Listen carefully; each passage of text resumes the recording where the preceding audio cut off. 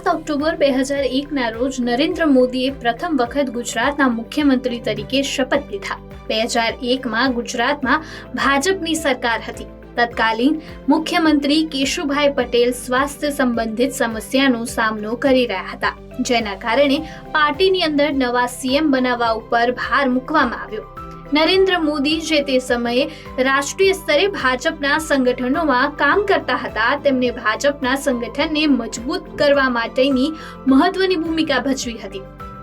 ભાજપના નેતૃત્વને સમજાયું કે ગુજરાતમાં મજબૂત અને સક્ષમ નેતૃત્વની જરૂર છે। પાર્ટી નેતૃત્વએ કેશુભાઈના સ્થાને નરેન્દ્ર મોદીને ગુજરાતના મુખ્યમંત્રી બનાવવાનો નિર્ણય કર્યો, જે બાદ આજે નરેન્દ્ર મોદી ગુજરાતના મુખ્યમંત્રી તરીકે શપથ લીધા હતા। નરેન્દ્ર મોદીએ ગુજરાતના મુખ્યમંત્રી તરીકે તેમના કાર્યકાળ દરમિયાન ગુજરાત મોડેલની સ્થાપના કરી, જે ઉદ્યોગ, વેપાર, ઇન્ફ્રાસ્ટ્રક્ચર અને ઉર્જા ક્ષેત્રમાં વિકાસ માટે જાણીતું હતું। નરેન્દ્ર મોદીએ 2002, 2007, 2012ની વિધાનસભાની ચૂંટણીમાં ભાજપને જીત અપાવી અને સતત 3 ટર્મ માટે મુખ્યમંત્રી બન્યા। ગુજરાતમાં તેમની સફળતાઓ અને તેમની વહીવટી કૌશલ્યના કારણે મોદીને 2014માં લોકસભાની ચૂંટણીમાં ભાજપના વડાપ્રધાન પદના ઉમેદવાર તરીકે પસંદ કરવામાં આવ્યા। આ પછી તેમણે ઐતિહાસિક જીત હાંસલ કરી અને 26 મે 2014ના રોજ ભારતના વડાપ્રધાન બન્યા। દેશના પીએમ તરીકે પીએમ મોદીનો આ ત્રીજો કાર્યકાળ છે। 7 ઓક્ટોબર 1992ના રોજ રેપિડ એક્શન ફોર્સની રચના કરવામાં આવી। તે સેન્ટ્રલ રિઝર્વ પોલિસી ફોર્સ એટલે કે CRPFનું એક વિશેષ એકમ છે, જે કોમી રમખાણો અને અન્ય કાયદા અને વ્યવસ્થાની સમસ્યાનો સામનો કરવા માટે બનાવવામાં આવ્યું હતું। રેપિડ એક્શન ફોર્સનો મુખ્ય ઉદ્દેશ વિશેષ સંજોગોમાં શાંતિ પુનઃસ્થાપિત કરવાનો છે। રેપિડ એક્શન ફોર્સના જવાનોને ખાસ તાલીમ આપવામાં આવી છે, જેથી એક હિંસક રમખાણો, ભીડ નિયંત્રણ, સંવેદનશીલ પરિસ્થિતિમાં માનવવાદી અભિગમનો સાથે કાર્ય કરી શકે છે। આ અત્યાધુનિક સાધનો અને ટેકનોલોજીથી સજ્જ છે। જ્યારે તેની રચના થઈ ત્યારે તેની શરૂઆત 10 બટાલિયનની થઈ હતી। બાદમાં સમયની સાથે આ બટાલિયનની સંખ્યામાં વધારો કરવામાં આવ્યો।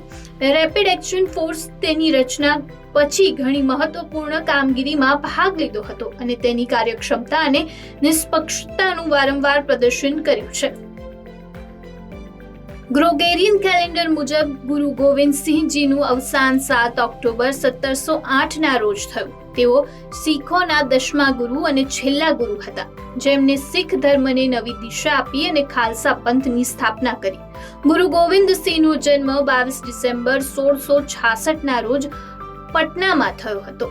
તેઓ 9 વર્ષની ઉંમરે શીખોના 10મા ગુરુ બન્યા, જ્યારે તેમના પિતા ગુરુ તેગ બહાદુરજીએ ઔરંગઝેબના ધાર્મિક જુલમ સામે શહીદી પ્રાપ્ત કરી।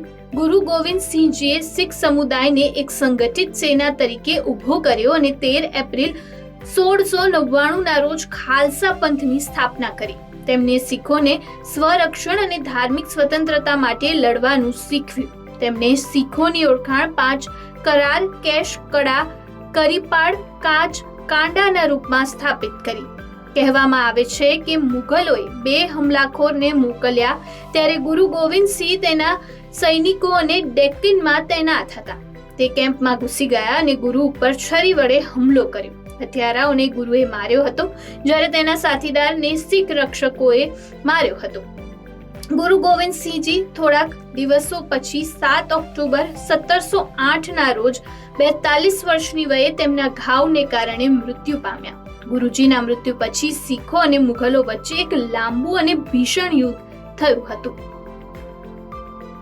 7 ઓક્ટોબર 1988ના રોજ ભારતીય સેનાના સ્ક્વોડ્રોન લીડર સંજીવ મિશ્રાએ અદમ્ય હિંમત દર્શાવી। એવું કહેવામાં આવે છે કે 30 થી 70 વર્ષની વયના 7 યુરોપિયન ટ્રેકર્સનું જૂથ ભૂટાનમાં 14,500 ફૂટની ઊંચાઈએ ફસાયેલું હતું। તેમને બચાવવા માટે સ્ક્વોડ્રન લીડર સંજીવ મિશ્રાને મિશન સોંપવામાં આવ્યું હતું। તેમને ભૂટાનના વરિષ્ઠ અધિકારી ઉડાન ભરીને અસાધારણ કૌશલ્ય દર્શાવવા ઝડપથી વિસ્તારની શોધ કરી અને 4 બચી ગયેલા લોકોની શોધી કાઢ્યા। જે પછી તેમણે જણાવ્યું કે એક મૃત એલિયન અને 2 અન્ય બચી ગયેલા લોકો 2/3 માઇલ દૂર એક જગ્યાએ ફસાયેલા છે અને તેમની હાલત બહુ જ ખરાબ છે। ઘણી શોધખોળ કર્યા પછી, તેના તમામ અનુભવોના ઉપયોગ કર્યા પછી સ્ક્વોડ્રન લીડર મિશ્રાએ હેલિકોપ્ટરને પર્વતીય પ્રવાહની એક નાની જગ્યા ઉપર રોકવામાં સફળતા મેળવી, જે મોટા પથ્થરોથી ભરેલી હતી. તેઓ મૃત વિદેશી મૃતદેહની રક્ષા કરવા માટે વરિષ્ઠ અધિકારીને સ્થળ ઉપર છોડી દીધા અને 2 ઘાયલને થિમ્પુ લઈ ગયા. ફરી એકવાર ઝડપથી ઈંધણ ભર્યા પછી તે પ્રથમ સ્થાને ગયા અને બાકીના 2 ઘાયલને બહાર કાઢ્યા. આ સમય સુધીમાં હવામાન બગડી ગયું હતું અને તેઓ 5 કલાકથી વધુ સમય માટે ઉડાન ભરી રહ્યા હતા. 7 ઓક્ટોબર 2001ના રોજ યુએસ દ્વારા ઓપરેશન એન્ડ્યુરિંગ ફ્રીડમ શરૂ કરવામાં આવ્યું. આ એક મોટું લશ્કરી ઓપરેશન હતું જેનો ઉદ્દેશ્ય અફઘાનિસ્તાનમાં તાલિબાન સરકારને સત્તા પરથી હટાવવાનો અને અલ કાયદાનો નાશ કરવાનો હતો. આ ઓપરેશન અમેરિકામાં 22 સપ્ટેમ્બર 2001ના રોજ થયેલા આતંકી હુમલા બાદ શરૂ કરવામાં આવ્યું, જેને અલ કાયદા દ્વારા અંજામ આપવામાં આવ્યો હતો. અમેરિકાની સાથે સાથે યુનાઇટેડ કિંગડમ, ઓસ્ટ્રેલિયા અને જાપાન જેવા દેશોએ પણ આ ઓપરેશનમાં ભાગ લીધો.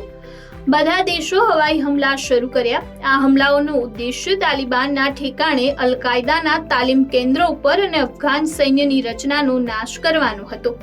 આ ઓપરેશનમાં તાલિબાનીઓને મોટા શહેરમાં આત્મસમર્પણ કરવાની ફરજ પડી.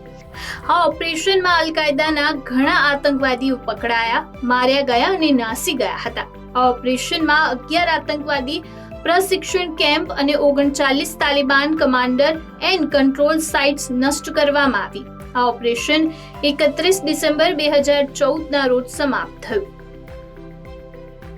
બીજા વિશ્વયુદ્ધ દરમિયાન 7 ઓક્ટોબર 1944ના રોજ ડરબાન્ડન એક્સ કોન્ફરન્સનું આયોજન કરવામાં આવ્યું. આ કોન્ફરન્સ 21 ઓગસ્ટ 1944 થી 7 ઓક્ટોબર 1944 દરમિયાન વોશિંગ્ટન ડીસીમાં યોજાઈ. નજીક સ્થિત ડમ્બાર્ડન એક્સ ખાતે યોજાયેલ હતી. આ કોન્ફરન્સનો મુખ્ય ઉદ્દેશ્ય બીજા વિશ્વયુદ્ધ પછી વિશ્વમાં શાંતિ અને સલામતી જાળવવા માટે આંતરરાષ્ટ્રીય સંસ્થા માટે માળખું તૈયાર કરવાનો હતો, જે પાછળથી સંયુક્ત રાષ્ટ્ર તરીકે ઓળખવામાં આવ્યું. આ કોન્ફરન્સમાં United state, United Kingdom, Soviet union અને ચીને ભાગ લીધો હતો. આ પરિષદમાં સંયુક્ત રાષ્ટ્રની રચના માટે પ્રારંભિક રૂપરેખા તૈયાર કરવામાં આવી. આમાં સંયુક્ત રાષ્ટ્રની રચના, ઉદ્દેશ્ય, કાર્યો અને સત્તાની પણ ચર્ચા કરવામાં આવી. ખાસ કરીને સંયુક્ત રાષ્ટ્ર સુરક્ષા પરિષદ, જનરલ એસેમ્બલી અને ઇન્ટરનેશનલ કોર્ટનું માળખું અને જવાબદારી નક્કી કરવામાં આવી. સુરક્ષા પરિષદની સ્થાયી સભ્ય યુએસ, યુકે, સોવિયત યુનિયન, ચીન અને બાદમાં ફ્રાન્સને વિશેષ વીટો અધિકાર આપવા સંમત થયા હતા, જેનો ઉદ્દેશ્ય મોટા અને શક્તિશાળી દેશો વચ્ચે પરસ્પર સંઘર્ષ ટાળવાનો હતો. 7 ઓક્ટોબર 1959ના રોજ સોવિયત યુનિયન અવકાશમાં મિશન લુના 3એ પ્રથમ વખત ચંદ્રની બાજુના ફોટોગ્રાફ્સ પૃથ્વી પર મોકલ્યા, જેને સામાન્ય રીતે ચંદ્રની ડાર્ક સાઇડ કહેવામાં આવે છે. આ એક ઐતિહાસિક ક્ષણ હતી કારણ કે આ પહેલા કોઈએ ચંદ્રનો આ ભાગ જોયો ન હતો.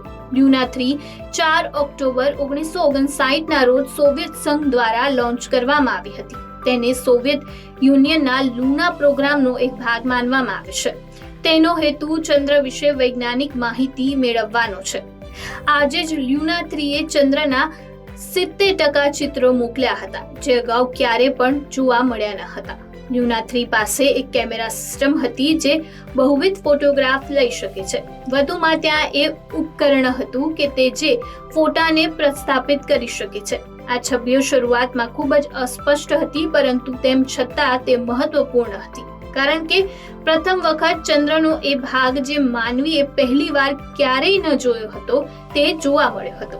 આ મિશન વિશ્વભરના વૈજ્ઞાનિકોએ ચંદ્ર વિશે નવી માહિતી આપી અને ચંદ્રના અદૃશ્ય ભાગને અભ્યાસ કરવાની દિશાને પણ એક મહત્વપૂર્ણ પગલું આગળ ભરવામાં આવ્યું હતું.